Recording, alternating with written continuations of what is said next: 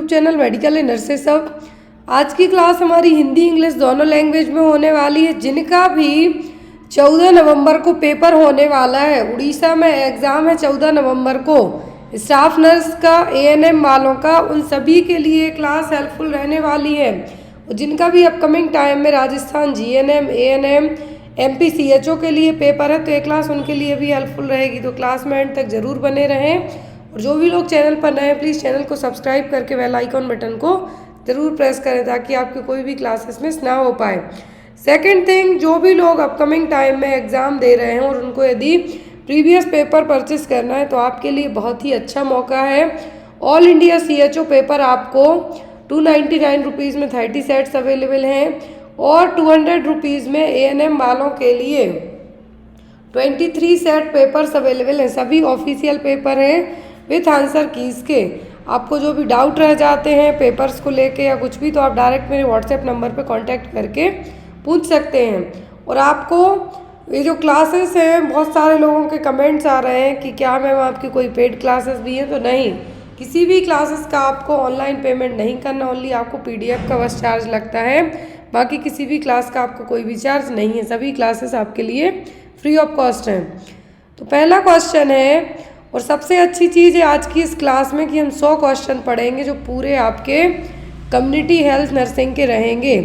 Community health nursing में आपकी maternal, paediatric, nutrition, ये सब क्वेश्चन यहाँ पे इन 70 क्वेश्चंस में आपके कवर होने वाले हैं।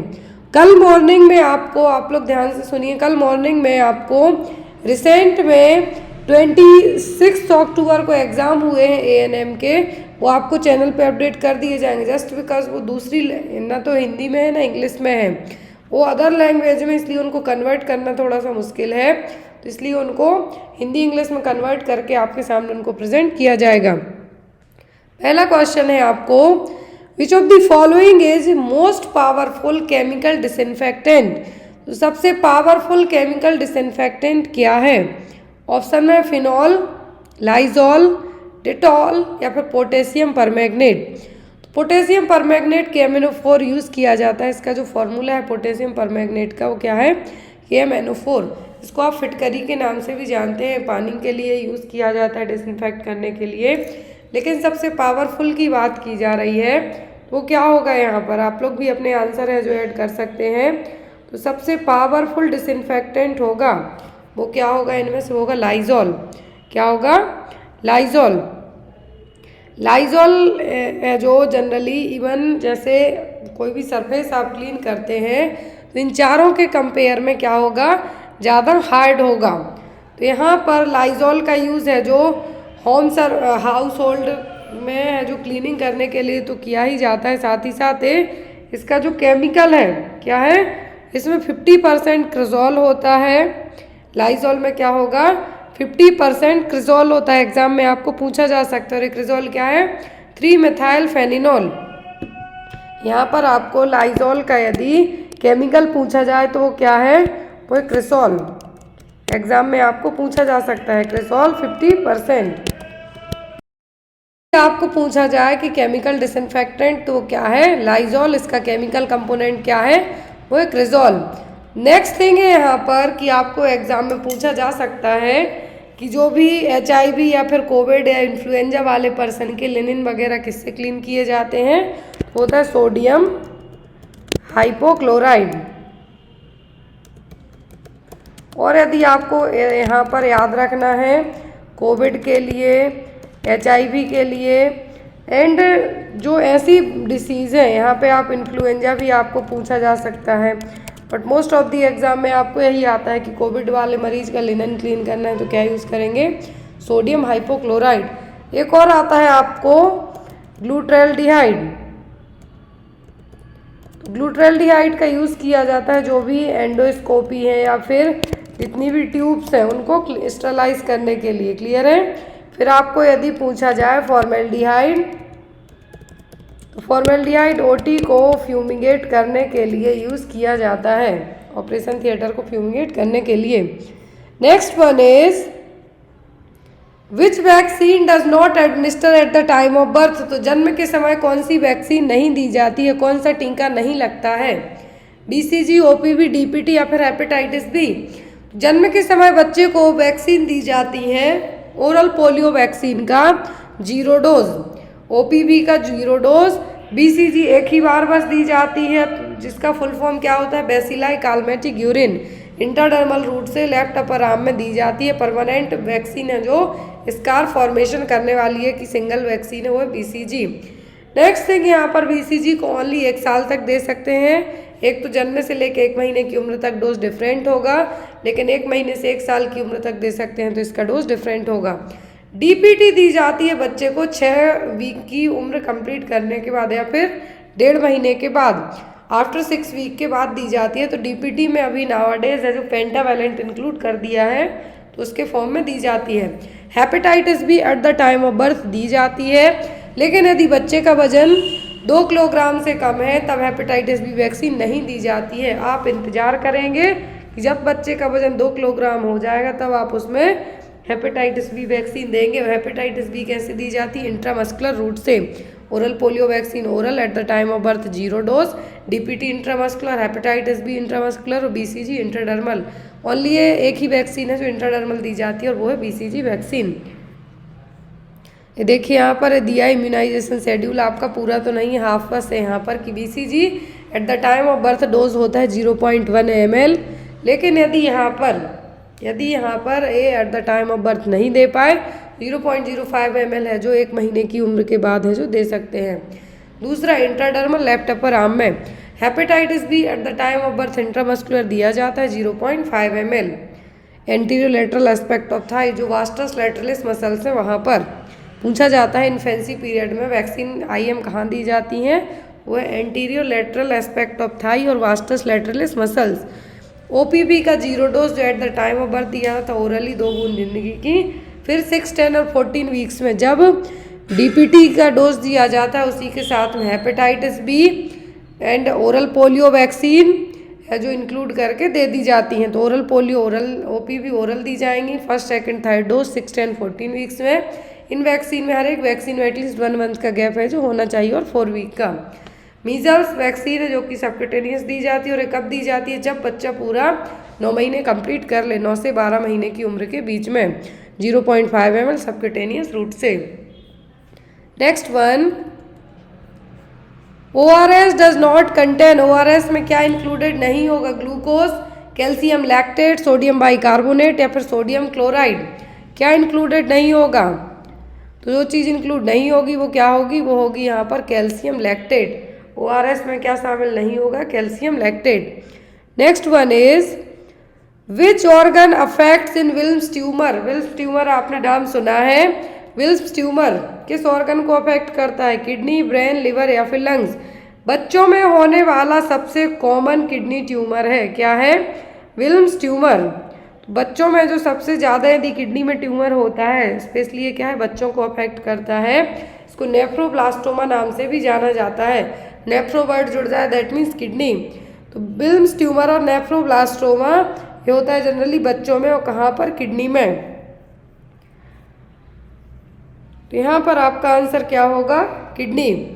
और जनरली जिन बच्चों की उम्र 3 से 4 साल होती है उनको सबसे ज़्यादा अफेक्ट करता है। तो याद रखें विल्म्स ट्यूमर किसका है, किडनी का, इसका दूसरा नाम है नेफ्रोब्लास्टोमा। और जो होगा जिन बच्चों के लिए तो वो उनकी उम्र कितनी होगी, 3 से 4 साल तक की उम्र के बच्चों में देखने को मिलेगा। बहुत रेयर केस में बच्चों को 5 साल की उम्र के बाद है जो देखने को मिलेगा। Next is malaria, filaria are transmitted by. Malaria और फाइलेरिया कैसे ट्रांसमिट होते हैं, मलेरिया कैसे होगा, मच्छर से, फ्ली से, माउस से कि कैट से।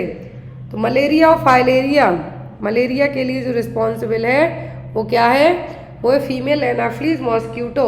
और जो यहाँ पर फाइलेरिया के लिए है तो वो क्या है, कौन सा मॉस्क्यूटो रिस्पॉन्सिबल है फाइलेरिया के लिए, तो यहाँ पर फाइलेरिया के लिए क्या रिस्पॉन्सिबल है, मॉस्क्यूटो ही इसके लिए भी, तो वो होंगे यहाँ पर मॉस्क्यूटो से।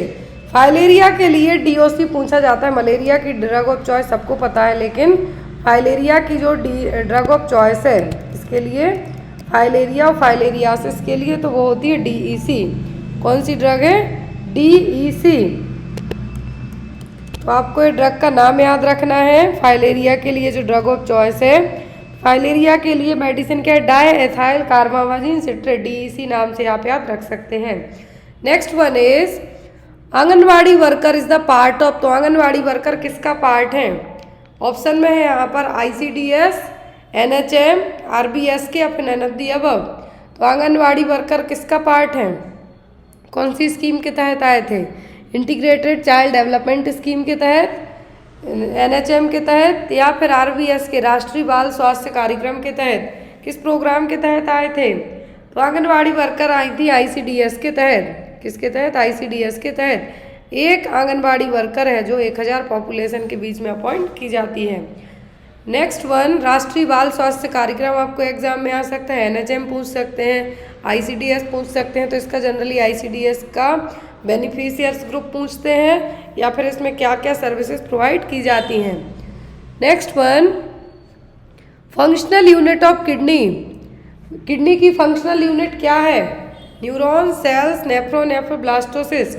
क्या है किडनी की फंक्शनल यूनिट? सबको पता है, तो वो है नेफ्रॉन। क्या है? Nephron. Next one, the most difficult time to control diabetes during maternity cycle is. Maternity period के टाइम पर डायबिटीज को कंट्रोल करना किस टाइम पर सबसे डिफिकल्ट होगा? फर्स्ट ट्राइमेस्टर में, लास्ट में, लेबर डिलीवरी में, कि परपीरियम पीरियड में? परपीरियम का मतलब है कि आफ्टर द डिलीवरी के बाद के 6 वीक। फर्स्ट ट्राइमेस्टर का मतलब है इनिशियल जो टाइमिंग है 4 महीने वाली वो। तो यहाँ पर 3 ट्राइमेस्टर में प्रेगनेंसी डिवाइड की जाती है। फर्स्ट में 3 महीने, सेकंड में 3 महीने और लास्ट में 3 महीने। तो फर्स्ट ट्राइमेस्टर में डायबिटीज़ को कंट्रोल करना उतना रिस्की नहीं होगा एज़ कम्पेयर टू लेबर और डिलीवरी के टाइम पर। क्यों? क्योंकि इस टाइम पे ब्लीडिंग भी बहुत ज़्यादा होगी, ब्लड शुगर लेवल भी आपका फ्लक्चुएट हो सकता है। तो यहाँ पर लेबर और डिलीवरी के टाइम पर सबसे ज़्यादा रिस्की रहेगा किसको कंट्रोल करना? डायबिटीज़ को कंट्रोल करना। Next is bleeding after 24 hour of delivery is considered as postpartum haemorrhage. प्रसव के 24 घंटे के बाद तो ब्लीडिंग हो रही है उसको पोस्टपार्टम हेमरेज माना जाता है। जब कितने ml ब्लड का लॉस हो? More than 400 ml, more than 500, more than 700, more than 1000 ml। कितने ml से ज़्यादा का ब्लड लॉस होगा तब 24 घंटे के बाद डिलीवरी के पोस्टपार्टम हेमरेज कंसीडर किया जाएगा? तो होगा 500 ml से ज़्यादा। कितना? Blood loss more than 500 ml। कितना? 500 ml से ज़्यादा ब्लड लॉस होगा तो उसको क्या कंसीडर किया जाएगा? Postpartum haemorrhage. पोस्टपार्टम हेमरेज जो मेन रीज़न होता है PPH का वो क्या होगा? वो यूट्राइन एटोनिसिटी। यूट्राइन की जो यूट्रस मसल्स है उनकी टोन क्या हो जाना? डिस्टर्ब हो जाना, इसको कहा जाता है uterine atonicity. Most common reason है PPH का। फिर आता है रिटेंड प्लेसेंटा। सेकेंडरी PPH का जो रीज़न है वो क्या है? Retained placenta. मतलब डिलीवरी हो गई, 30 मिनट तक हो गए बेबी एक्सपल्सन के बाद प्लेसेंटा बाहर नहीं आया, यदि आया भी है तो प्लेसेंटा के कुछ पार्ट्स हैं जो अंदर ही रह गए, उसके कारण भी ब्लीडिंग हो सकती है। तो इसको क्या कहा जाता है? Retained bits of placenta. Next one, which is the most common and ideal pelvis. ये क्वेश्चन तो बहुत ज़्यादा नर्सिंग एग्जाम में आता है, चाहे आप GNM, ANM, CHO कोई सा भी एग्जाम दे रहे हो। सबसे कॉमन आइडियल पेल्विस क्या है? गायनेकॉइड, एंड्रॉइड, प्लेटिप्लॉइड या फिर एंथ्रोपॉइड। 4 तरीके की पेल्विस होती हैं, लेकिन जो सबसे आइडियल होती है डिलीवरी के लिए, लेबर के लिए होती है गायनेकॉइड पेल्विस। क्या है? Gynaecoid pelvis. Next is difference clinical feature of eclampsia from pre eclampsia. तो ये कौन सा फीचर है जो एक्लेम्सिया को प्री एक्लेम्सिया से अलग रखता है? हाइपरटेंशन, एडीमा, प्रोटीन यूरिया या फिर सीजर्स। तो BP हाई होता है, प्रेगनेंसी इंड्यूस्ड ब्लड प्रेशर की कंडीशन है, इसको कहा जाता है एक्लेम्सिया, प्री एक्लेम्सिया। प्री मतलब पहले, एक्लेम्सिया जुड़ गया मतलब प्री हट गया, तो क्या है? ओनली एक्लेम्सिया है। तो अब एक्लेम्सिया और प्री एक्लेम्सिया के बीच का जो डिफरेंस है वो क्या होगा? BP बढ़ेगा, स्वेलिंग भी होती है, प्रोटीन यूरिया भी होगा। सीजर्स, तो सीजर्स कभी भी प्री एक्लेम्सिया में नहीं आते हैं, ये एक्लेम्सिया में आते हैं। इसीलिए इन सीजर्स को एक्लैम्प्टिक फिट्स के नाम से भी जाना जाता है। याद रखें एक्लैम्प्टिक फिट्स, तो आपको इजीली याद रहेगा कि एक्लैम्सिया और प्री एक्लैम्सिया के बीच का जो एक डिफरेंस है, प्री एक्लैम्सिया में बीपी बढ़ेगा, एडिमा होगा, प्रोटीन यूरिया होगा, ब्लड विजन होगा, हेडेक होगा, लेकिन इसमें सीजर्स नहीं आएंगे। सीजर्स आते हैं कब? एक्लैम्सिया में, इसीलिए इसको एक्लैम्प्टिक फिट्स के नाम से भी जाना जाता है। Next thing, drug of choice. तो ड्रग ऑफ चॉइस होती है एक्लैम्सिया को ट्रीट करने के लिए MgSO4। क्या है? MgSO4, magnesium sulphate. Next one, primary feature of cervical cancer include. तो सर्वाइकल कैंसर के प्राइमरी फीचर्स क्या हैं? हेडेक, रेगुलर मेंस्ट्रुअल, पॉलीयूरिया या फिर एनोरेक्सिया। क्या है सर्वाइकल कैंसर के जो फीचर्स? सर्वाइकल कैंसर में पॉलीयूरिया मतलब बहुत ज़्यादा यूरिन पास आउट करना, एनोरेक्सिया मतलब भूख ना लगना, हेडेक का मतलब सिरदर्द, इरेगुलर मेंस्ट्रुअल का मतलब हो सकता है महीने में 2 बार पीरियड्स आ जाए, मेंस्ट्रुएशन आ जाए, या फिर पीरियड्स एक ही बार आए, बहुत ज़्यादा हैवी वेजाइनल ब्लीडिंग हो। तो यहाँ पर जो सर्वाइकल कैंसर का प्राइमरी फीचर होगा वो क्या होगी? Irregular menstrual period. Next is, in which disease do Koplik spots occurs. तो कौन सी डिसीज में कॉप्लिक स्पॉट्स देखने को मिलेंगे? चिकन पॉक्स, मम्स, मीजल्स या फिर पोलियो। एग्जाम में बहुत आता है क्वेश्चन, कॉप्लिक स्पॉट्स, या फिर डिसीज दी जाएगी, पूछा जाएगा क्लासिकल साइन। ये देखने को मिलते हैं किसमें? मीजल्स में। किसमें देखने को मिलेंगे? मीजल्स में। नेक्स्ट है यहाँ पर क्वेश्चन, और जितने भी ये क्वेश्चन है पूरे आपके ANM, CHO और GNM एग्जाम्स के लिए हैं। नेक्स्ट इज, ICDS के लाभार्थी कौन है? Who is the beneficiaries of ICDS scheme? Integrated child development scheme के बेनिफिशियर्स कौन से हैं? 6 वर्ष से छोटे बच्चे, less than 6 year old children, गर्भवती तथा स्तनपान कराने वाली महिलाएं, प्रेग्नेंट और लैक्टेटिंग मदर, या फिर बुजुर्ग व्यक्ति, या फिर A&B। कौन होगा? तो यहाँ पर आपका आंसर होगा ICDS के बेनिफिशियर्स में दोनों। दोनों का मतलब है कि 6 वर्ष से छोटे बच्चे और जो प्रेग्नेंट लेडीज़ हैं और जो लैक्टेटिंग मदर हैं वो यहाँ पर आपकी आएंगे। ICDS integrated children's development scheme, तो इस स्कीम को लॉन्च किया गया था 1975 में, 1975 में। इसके जो बेनिफिशियर्स हैं, 6 साल से कम उम्र के बच्चे, 6 ईयर से कम उम्र के बच्चे, गर्भवती और स्तनपान कराने वाली महिलाएं। Next one is the prenatal period means, prenatal period कौन सा पीरियड है? Ovum embryo foetus, ovum embryo, ovum foetus and premature infant, या फिर none of the above. Pre, intra, post, 3 तरीके के पीरियड याद रखना है आपको। Prenatal period, intranatal period and postnatal period. Prenatal और एंटीनेटल, प्री नेटल और एंटीनेटल, एंटी और प्री जुड़ जाए मतलब बिफोर। क्या है? बिफोर। तो यहाँ बिफोर वाला क्या है आपका? ओवम, ओवम, फिर होगा आपका एम्ब्रियो एंड, क्योंकि ये क्या है? यूट्रस में ही है, ये तीनों क्या है? यूट्रस में ही है। इंट्रा का मतलब होता है, इंट्रानेटल पीरियड का मतलब होता है ड्यूरिंग द डिलीवरी टाइम। क्या है? During the delivery time. फिर आता है आपका postnatal period. Postnatal period कहलाता है आफ्टर द डिलीवरी। ये आपको याद रखना है, प्रीनेटल पीरियड और एंटीनेटल पीरियड दोनों सेम थिंग है। और कितना होता है? जन्म पूर्व अवधि, इसको कहा भी क्या, मतलब डिलीवरी के पहले का टाइम। तो होगा ओवम होगा, फीटस होगा एंड एम्ब्रियो होगा।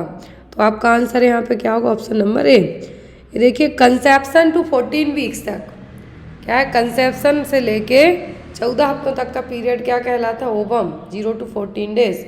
फिर 2 वीक्स to 8 वीक्स तक पीरियड कहलाता है एम्ब्रियो। 9 वीक्स to 9 मंथ तक क्या कहलाएगा? Fetus. Next one, normal pulse rate of a newborn. नवजात शिशु की सामान्य पल्स दर कितनी होती है? 110 पर मिनट, 120 पर मिनट, 140 पर मिनट, या फिर 170 पर मिनट। नॉर्मल पल्स रेट की बात की जा रही है, यदि एक एडल्ट हेल्दी पर्सन की पूछे तो कितनी होगी, 72 75 के बीच में। लेकिन यहाँ पर यदि बच्चे में बात कर रहे हैं, न्यूबॉर्न में स्पेशली, तो क्या होगी, बढ़ी हुई रहती है, 140 से 160 के बीच में तक रहती है। तो यहाँ पर क्या होगा आपका 140 पर मिनट। 120 से भी कम जाती है तो बेबी किस में कंसीडर किया जाता है, रेस्पिरेटरी डिस्ट्रेस की कंडीशन में। नेक्स्ट वन, निम्नलिखित में से कैल्शियम का सबसे बढ़िया स्रोत क्या है, which of the following is the best source of calcium.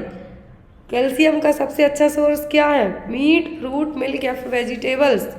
Calcium का सबसे अच्छा सोर्स है यहाँ पर क्या, मिल्क, दूध। दूध में सबसे ज़्यादा मात्रा में कैल्शियम पाया जाएगा अकॉर्डिंग टू इनके ऑप्शंस के। पोटेशियम पूछे तो आपको कहना है बनाना।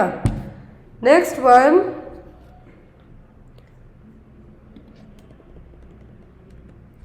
Normal body weight of a newborn baby. तो एक न्यूबॉर्न का नॉर्मल वजन कितना होता है at the time of birth, 4 kg, 2.5 kg, 1.5 kg या फिर 3.8 kg। Normal birth weight consider किया जाता है 2.5 kg और 2500 ग्राम। कितना, 2500 ग्राम या फिर 2.5 kg। तो यहाँ पर आपका आंसर क्या होगा, 2.5 kg। यदि इससे कम है दैट मीन्स बच्चा क्या है, लो बर्थ वेट बेबीज के तौर पे कंसीडर किया जाएगा।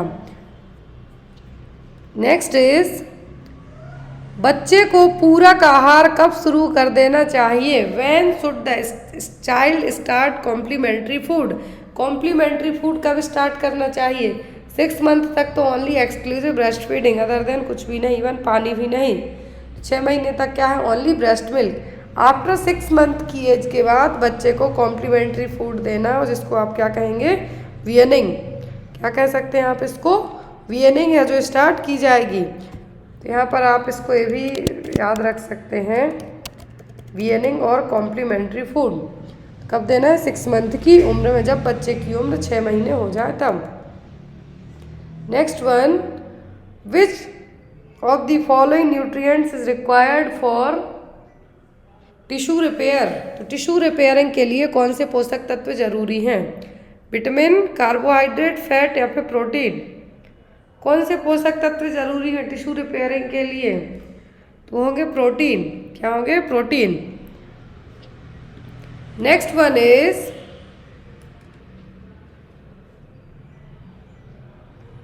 The mother generally feels the active fetal movement first at the end of. तो एक माँ अपने बच्चे के एक्टिव फीटल मूवमेंट कब फील करती है, कितने वीक्स की प्रेगनेंसी के एंड होने तक, 16th week, 12th week, 10th week या फिर 14th वीक। तो कितने वीक में, जो जेस्टेशनल पीरियड है यहाँ पर वीक्स में दिए गए हैं, कितने वीक की प्रेगनेंसी में माँ अपने बच्चे के फीटल मूवमेंट फील करना स्टार्ट कर देती है। इसको कहा जाता है क्या, क्विकनिंग। क्या कहा जाएगा, क्विकनिंग। तो ये क्विकनिंग फील होती है 16 से 20 वीक की प्रेगनेंसी में। लेकिन यदि आपको याद रखना है, एंड ऑफ पूछा है, मतलब कितने वीक की प्रेगनेंसी खत्म होते तक माँ को बच्चे के फीटल मूवमेंट फील होंगे, तो वो कहलाएगा 16 वीक। जनरली फील होते हैं कब, 20 वीक में। लेकिन माँ यदि मल्टीपैरा है तो उसको 16 वीक में भी फील होना स्टार्ट हो सकते हैं। लेकिन एक एक्चुअल ड्यूरेशन यदि एग्जाम में पूछा जाता है आपसे, तब आपको मार्क करना होगा 20 वीक, इतना 20 हफ्ते। और ये जो फील होने वाले मूवमेंट हैं, फर्स्ट फीटल मूवमेंट है, क्या कहलाते हैं, क्विकनिंग। नेक्स्ट वन इज,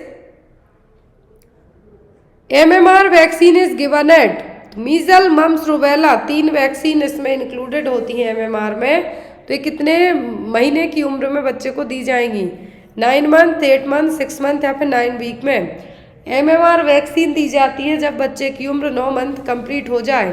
कब, 9 महीने है जो कंप्लीट हो जाए। और जो फर्स्ट डोज दिया जाता है 9 मंथ टू 12 मंथ के बीच में, यहाँ पर 12 है। दूसरा डोज दिया जाता है 3 महीने का ब्रेक दे के। याद रखें आप, ये जो मीजल्स वैक्सीन है, इसका दूसरा डोज दिया जाता है, तो इसमें जनरली 3 महीने का ब्रेक है जो दिया जाता है। अदर वैक्सीन में 1 मंथ का, लेकिन इसमें 3 महीने का ब्रेक है जो बीच में दिया जाता है। यदि वैक्सीन 11वें महीने में दिए गई, फर्स्ट जो डोज है 9 महीने में दिया गया, तो यहाँ पर आप कब देंगे, नेक्स्ट है जो 3 महीने का ब्रेक दे के, तो बहुत रेयर लोग हैं 9 मंथ में ही दिलवा पाते हैं। और दूसरा डोज दिया जाता है 15 महीने से लेकर 6 साल की उम्र के बीच में। Next one, insulin is secreted by which cells. तो इंसुलिन का सीक्रेशन कौन करता है? Beta cells, alpha cells, gamma cells या फिर none of the above? Insulin का सीक्रेशन करती हैं बीटा सेल्स। पेंक्रियास का जो आइसलेट्स हैं, तो यहाँ पर आइसलेट्स की जो बीटा सेल्स हैं वो इसको रिलीज़ करेंगी। Alpha, beta, gamma, delta cells तीनों टाइप की होती हैं। रिलीज़ करती है somatostatin, glucagon and. Children's drug calculation is based on. Children's का जो ड्रग कैलकुलेशन है किस बेस पे होगा? हाइट के, वेट के, रूल ऑफ 9 के, कि बॉडी मास इंडेक्स के। तो यहाँ पर चिल्ड्रंस में जो ड्रग कैलकुलेशन की बात की जा रही है, कैसे होगा? किसी बच्चे की हाइट है 5 साल है, लेकिन उसकी हाइट 7 साल के बच्चे जैसी हो जाती है। रूल ऑफ 9 यूज़ किया जाता है किसके लिए? बर्न पेशेंट के लिए। बॉडी मास इंडेक्स है जो एडल्ट में बेस्ड ऑन योर हाइट और वेट किस तरीके से, उसके लिए है। बच्चों में ड्रग डोज कैलकुलेट किया जाता है अकॉर्डिंग टू वेट के। किसके? अकॉर्डिंग टू वेट के। अगला क्वेश्चन है, full form of PPK. PPK का फुल फॉर्म क्या है? Positive pregnancy kit, positive pressure kit, both या फिर none of the above? PPK का फुल फॉर्म होता है पॉजिटिव प्रेगनेंसी किट। क्या है? Positive pregnancy. निम्नलिखित में से कौन सा लक्षण डेंगू बीमारी का नहीं है? Which of the following is not a symptom of dengue disease. Dengue का क्या लक्षण नहीं है? High fever, low grade fever, eye pain या फिर जॉइंट पेन। तो डेंगू का लक्षण कौन सा नहीं है? डेंगू में हाई ग्रेड फीवर होगा, आंखों में दर्द होगा, जॉइंट पेन होगा। इसीलिए डेंगू को कहा जाता है ब्रेक बोन फीवर, हड्डी तोड़ बुखार। लेकिन इसमें लो ग्रेड फीवर देखने को नहीं मिलता है। डेंगू में है जो एडीज एगिप्टी मॉस्किटो इसके लिए रिस्पॉन्सिबल है। और यहाँ पर जो हल्का बुखार तो देखने को नहीं मिलता है। इसमें हाई फीवर रहेगा, आई पेन होगा, जॉइंट पेन होगा, आंखों में दर्द होगा, आपको सिर दर्द हो सकता है, लेकिन कभी भी लो ग्रेड फीवर नहीं रहेगा। नेक्स्ट वन, राष्ट्रीय स्वास्थ्य मिशन कब लॉन्च किया गया था? When was the national health mission launched? National health mission कब लॉन्च हुआ था? 2014, 2011, 2010 या फिर 2013 में? राष्ट्रीय स्वास्थ्य मिशन कब लॉन्च किया गया था? तो नेशनल हेल्थ मिशन लॉन्च हुआ था 2013 में। कब? 2013 में। नेक्स्ट वन इज, जननी सुरक्षा योजना कब शुरू की गई थी? ये तो हम कई बार पढ़ चुके हैं। व्हेन वाज द जननी सुरक्षा योजना लॉन्च? 2005, 2006, 2004 या फिर 2010 में? एक है जननी सुरक्षा योजना और दूसरी है जननी शिशु सुरक्षा योजना। जननी सुरक्षा योजना लॉन्च की गई थी कब? 12 अप्रैल 2005 को। इसको JSY स्कीम के नाम से भी एग्जाम में पूछा जाता है। कब लॉन्च हुई थी? 12 अप्रैल 2005 को। इंस्टीट्यूशनल डिलीवरी को बढ़ावा देने के लिए कि हॉस्पिटल्स में डिलीवरी करवाई जाए। किसके लिए? इसका जो गोल था, टारगेट था, वो क्या था कि मैटरनल और न्यूनेटल मोर्टेलिटी रेट को हमें क्या करना है? कम करना है। Next one, when was the national rural health mission launch? राष्ट्रीय ग्रामीण स्वास्थ्य मिशन। कि राष्ट्रीय ग्रामीण स्वास्थ्य मिशन कब शुरू किया गया था?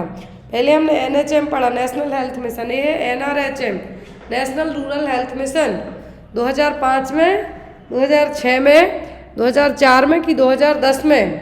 तो नेशनल हेल्थ मिशन NRHM की स्थापना हुई थी कब? 2005 में, 12 अप्रैल 2005 में। नेक्स्ट वन इज, हैंसन्स रोग किसको कहा जाता है? Which disease is known as the Hansen's disease? Tetany, tuberculosis, leprosy या फिर पैरालिसिस? टिटेनी तो एक साइन है, क्लासिकल साइन, कैल्शियम की कमी होने के कारण। फिर है TB, ट्यूबरक्लोसिस के लिए क्या कहा जाता है? Barometer of society. और यहाँ पर फिर है लेप्रोसी का दूसरा नाम है Hansen disease. Mycobacterium leprae responsible है लेप्रोसी के लिए और ट्यूबरकुलाई रिस्पॉन्सिबल है TB के लिए। तो यहाँ पर हैंसन डिसीज का दूसरा नाम क्या है? वो है leprosy. Next one, which vaccine is not included in the national immunisation schedule. तो राष्ट्रीय टीकाकरण अनुसूची में कौन सा टीका शामिल नहीं है? ओपीवी, बीसीजी, टाइफॉइड या फिर मीजल्स। इम्यूनाइजेशन शेड्यूल में कौन सा टीका शामिल नहीं किया गया है? तो ओपीवी है, बीसीजी है, मीजल्स, लेकिन टाइफॉइड नहीं है। Next one, who takes charge of the in charge the absence of doctor in the primary health centre. प्राथमिक स्वास्थ्य केंद्र में डॉक्टर की अनुपस्थिति में कौन कार्यभार ग्रहण करेगा? एएनएम, आशा, सीएचएन या फिर नन ऑफ द अबव। तो यदि प्राइमरी हेल्थ सेंटर में डॉक्टर अवेलेबल नहीं है तो जनरली सीएचओ यहाँ पे कार्यभार संभाल सकती हैं। यहाँ पर आप टेम्पररी कार्यभार संभाल सकती हैं। तो यहाँ पर आपका आंसर क्या होगा? सीएचएन और community health nurse. Next one is Vande Mataram scheme launch in which year. तो वंदे मातरम योजना किस वर्ष में शुरू की गई थी? 2005, 2006, 2004 या फिर 2010 में? वंदे मातरम स्कीम, वंदे मातरम स्कीम आई थी 9 फरवरी 2004 को। 9 फरवरी 2004 को मैटरनल और न्यूनेटल मॉर्टेलिटी रेट को कम करने के लिए, डेथ को प्रिवेंट करने के लिए सेफ मदरहुड के लिए प्रोग्राम है जो लाया गया था 9 फरवरी 2004। Next one, when was the first phase of pulse polio programme started. Pulse polio programme की पहली फेज कब स्टार्ट हुई थी? 1998 में, 1988, 1995 या फिर 1990 में? कब स्टार्ट हुई थी पल्स पोलियो प्रोग्राम की पहली फेज? तो ये स्टार्ट हुई थी 1995, 1995 में। नेक्स्ट वन है आपको question, VBM stand for. VBM का फुल फॉर्म क्या है? ये क्वेश्चन MPCHO 2019 में पूछा गया था। Vaccine viability monitor, vaccine vial monitor, vaccine verification monitor या फिर वायरल वायबिलिटी मॉनिटर। VBM का मतलब होता है वैक्सीन वायल मॉनिटर। यहाँ पर जो वैक्सीन वायल मॉनिटर ये यूज़ किया जाता है कि वैक्सीन यूज़ करने लायक है या नहीं, उसको चेक करने के लिए। यदि आउटर सर्किल ज़्यादा डार्क है, इनर सर्किल वाइट है तो यूज़ कर सकते हैं। आउटर सर्किल क्या है? सेम एज है, लेकिन जो इनर सर्किल है थोड़ा सा क्या हुआ है? डार्क हुआ है, लेकिन वो वाइट है तब भी यूज़ कर सकते हैं। लेकिन आउटर और इनर सेम कलर के हो जाए तब डिस्कार्ड कर देना है। यदि इनर स्क्वायर आउटर स्क्वायर से ज़्यादा डार्क हो जाए तब भी डिस्कार्ड कर देना है वैक्सीन। तो यहाँ पर आपको VBM याद रखना है, वैक्सीन की पोटेंशियली चेक करने के लिए कि वैक्सीन यूज़ करने लायक है नहीं, उसके लिए यूज़ किया जाता है। नेक्स्ट क्वेश्चन है यहाँ पर, 9 माह की एज में विटामिन ए की कितनी डोज दी जाती है? How much dose of vitamin A are given at 9 month of age. यदि बच्चे की उम्र 11 महीने है, कितनी डोज विटामिन ए की दी जाएगी? विटामिन ए प्रोफाइलैक्सिस प्रोग्राम के तहत बच्चे को ये डोज कितनी दी जाएगी? 50,000, 1 लाख, 2 लाख, 3 लाख आयु कितनी दी जाएगी? यदि बच्चे की उम्र 6 महीने से कम होती है तब दिया जाता है कितना? 50,000। कितना? 50,000। 6 महीने से 1 साल तक की उम्र में दिया जाता है 1 लाख यूनिट। तो यहाँ पर आपका आंसर क्या होगा? 1 लाख।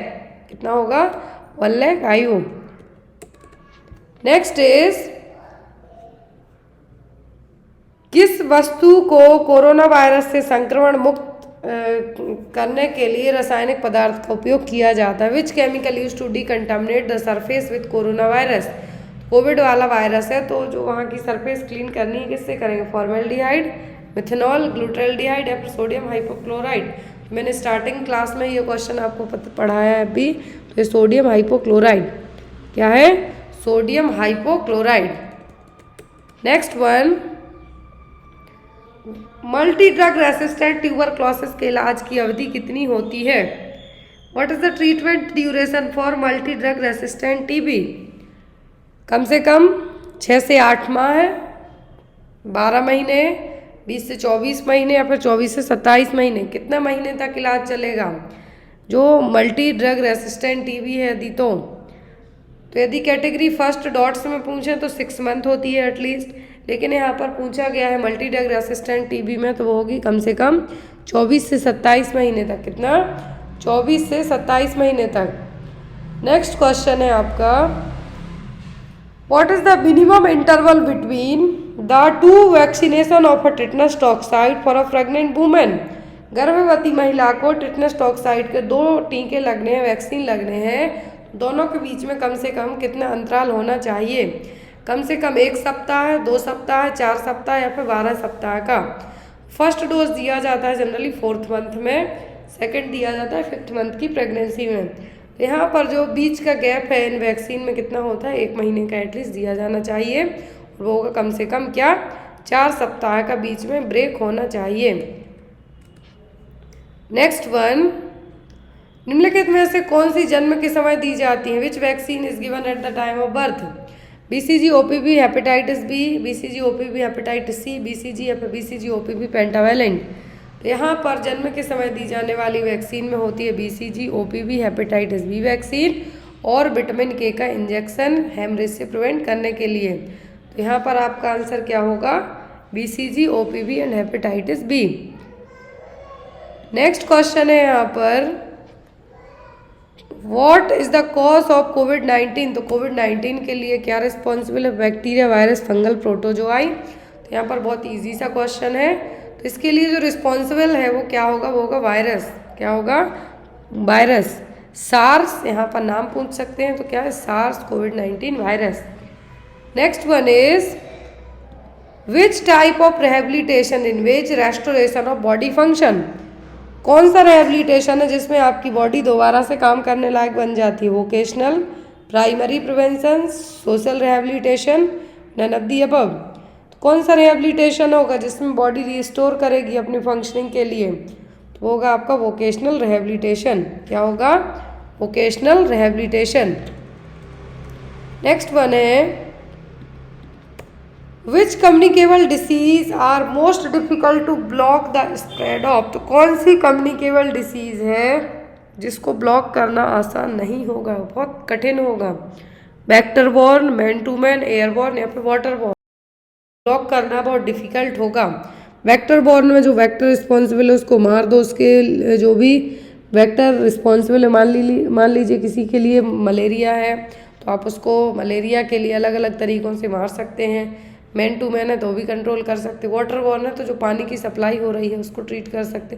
लेकिन एयर बॉर्न को ब्लॉक करना बहुत ही डिफ़िकल्ट है, जैसे कोविड फैला था उस तरीके से यहाँ पर।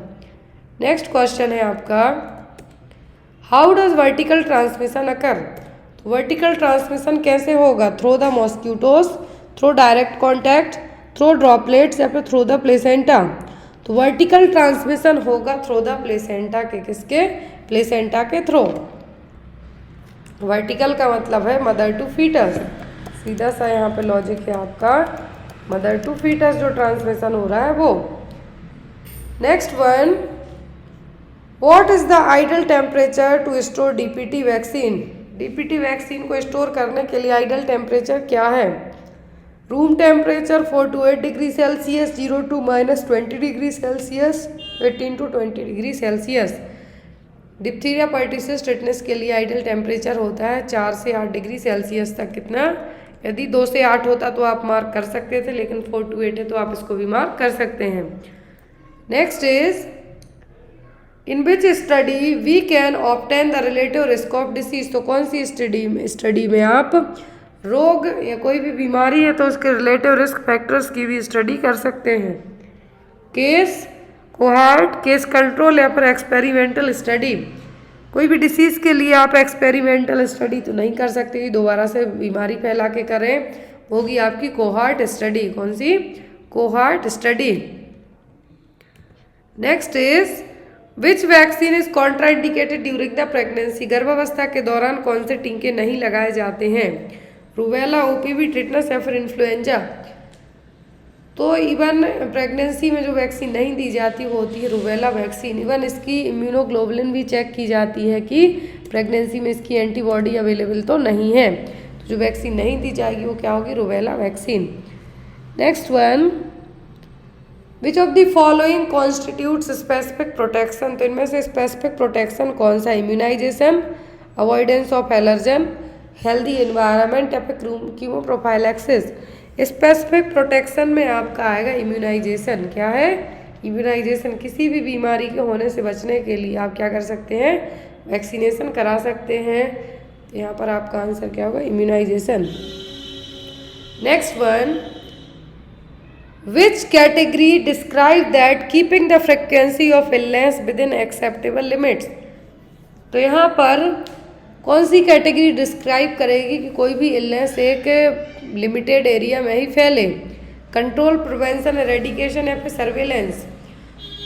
तो कैटेगरी क्या कहलाएगी? कंट्रोल। किसी भी बीमारी को आप एक नियंत्रित जगह तक फैलने ही दे सकते हैं तो कहलाएगा उसको कंट्रोल करना। एरेडिकेट का मतलब है कि उस बीमारी से मुक्त करना। Next one, what is the main purpose of sentinel surveillance. तो सेंटिनल सर्वेलेंस का मेन एम क्या है? To find out the total number of cases, for intervention of the therapeutics, to depict natural history of the disease, prevention of sentinel piles. क्या होगा यहाँ पर? Sentinel surveillance का main purpose वो होगा टोटल नंबर ऑफ केसेस, कितने case हुए हैं उस बीमारी के, उसका पता लगाना। Next one, what is the purpose of adding of citrate in oral rehydration solution. ORS में आप सिट्रेट और नींबू ऐड कर देंगे तो इसका रीजन क्या है? Improve sodium chloride absorption, correct acidosis, increase its self life या फिर increase glucose absorption. Citrate add करने का जो रीजन है ORS में वो होगा सेल्फ लाइफ को बढ़ाना। तो सेल्फ लाइफ है क्या? उसको बढ़ाना। ORS ओनली कभी भी घोला हो लेकिन विद इन 24 आवर तक ही यूज़ करना है। आफ्टर 24 आवर आपको इस डिस्कार्ड कर देना है। Next is, which of the following statement is correct regarding cholera vaccine. Cholera vaccine को लेके सही स्टेटमेंट क्या है? It is given at interval of 6 month, long lasting immunity, not useful in epidemics, not given orally. Cholera की जो vaccine है इसको लेके गलत पॉइंट होगा क्या? कि एक तो ये शॉर्ट एक्टिंग है, लंबे 6 महीने से ज़्यादा के लिए काम नहीं करेगी, और ये एपिडेमिक्स एरिया में यदि बड़े पैमाने पे फैलता है तो भी हेल्पफुल नहीं होगी, ओरली नहीं दी जाती है। तो यहाँ पर जो आपका इनकरेक्ट स्टेटमेंट होगा वो होगा लॉन्ग लास्टिंग इम्यूनिटी। जो कोलेरा वैक्सीन है इससे 6 महीने से कम के लिए इम्यूनिटी मिलेगी, ना कि ज़्यादा के लिए। तो यहाँ पर आपका आंसर क्या होगा? लॉन्ग लास्टिंग इम्यूनिटी, क्योंकि ये शॉर्ट एक्टिंग है ना कि लॉन्ग लास्टिंग होगी। Next one, what is the absolute contraindication of pertussis vaccine. तो पर्टिसिस वैक्सीन यदि किसी को दी जानी है तो उसका कॉन्ट्राइंडिकेशन क्या होगा? डायरिया, फीवर, माल न्यूट्रिशन या फिर कन्वर्जन। किस केस में पर्टिसिस वैक्सीन नहीं देंगे? तो होगा कन्वर्जन, फिट्स, सीजर्स आना। जब किसी बच्चे को सीजर्स या फिर फिट्स आते हों या फिर हिस्ट्री रही हो तो उसको क्या है? पर्टिसिस वैक्सीन नहीं दी जाती। Next one, how much chlorine will be available after fresh preparing for of bleach. तो ब्लीच में कितनी क्लोरीन होगी? 20%, 30%, 33% या फिर 40%। How much chlorine will be available after fresh preparing of bleach. तो होगी इसमें 33%। कितना? 33%। Next question, which of the following disease is not required isolation to break transmission. कौन सी डिसीज में आइसोलेशन की जरूरत नहीं है? मीजल्स में, मम्स में, चिकन पॉक्स की, टिटनस में। यहाँ पर इसका आंसर आप लोग कमेंट बॉक्स में देंगे। आई होप आपको ये आज की क्लास अच्छी लगी हो। लास्ट का जो आपका सीधा सा क्वेश्चन है कि कौन सी बीमारी में आइसोलेशन की जरूरत नहीं पड़ेगी? मीजल्स, मम्स, चिकन पॉक्स या फिर टिटनस। दैट मीन्स यहाँ पर isolation to break the transmission. जैसे कोविड में आइसोलेशन की थी, टीबी में है, लेप्रोसी में, लेकिन इसमें नहीं है। तो यहाँ पे आप इसका आंसर ज़रूर बताइए। आप आई होप आपको क्लास अच्छी लगी हो। और जो भी लोग ANM CHO के पेपर लेना चाहते हैं डायरेक्ट मेरे व्हाट्सएप नंबर पर कांटेक्ट करके पेपर्स ले सकते हैं। मेरा व्हाट्सएप नंबर डिस्क्रिप्शन बॉक्स में आपको मिल जाएगा। Thank you, have a good day, take